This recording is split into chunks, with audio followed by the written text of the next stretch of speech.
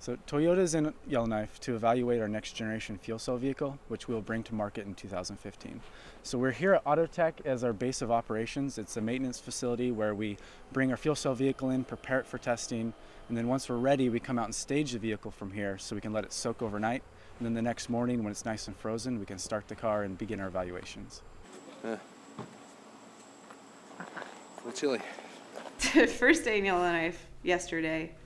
I was not expecting how cold it would be. When you're out on the lake, even your face being exposed for a few minutes can start to really burn and freeze. If I were to have a mustache, you could see ice hanging from it. So Yellowknife is a very cold, extreme environment. But if you think about it, we have customers that live here. So it's really not extreme. We need to design a product that can work for them. Okay, Thomas, so go ahead and start the data and time the fuel rate.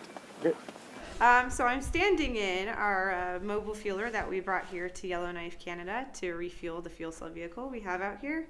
Obviously there's no hydrogen station out here just yet, so until that comes to fruition, we have to bring our hydrogen with us whenever we do testing.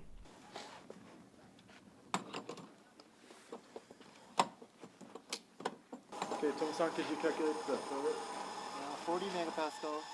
Yeah, listen for the sound. Yeah. Sounds like it's going too fast. So what pressure are we at? 62.3, so it's kind of slowing down. So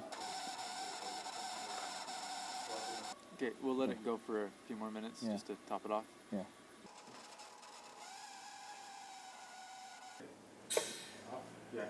So today we're going to be driving to a town called Ray. It's about 100 kilometers from here. And the road conditions are really interesting. There's lots of really bad undulations and divots in the road from the landscape freezing and thawing. And so it's a challenge to go through there without bottoming out the car and different things like that. So here we're going to go to the ice road, and I think there's bumps and cracks, and maybe there's icy roads. So please keep distance in between the vehicles and be safe.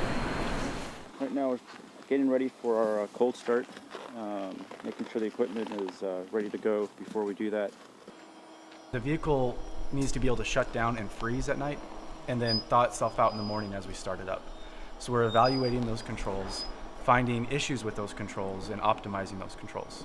We're looking for suitability issues, drivability issues, NVH, which is noise, vibration, and handling issues. So how does it sound? I mean, if you drive through a drive-through, is it too noisy to even order a cup of coffee? So those are some of the not high priority things we're looking at, but we're still trying to find those issues. So right after we collect the data from this EPC, we send it back to the engineers in the garage, and we quickly analyze the data. And if we find the issues there, we can daily change the software and do the countermeasures every day.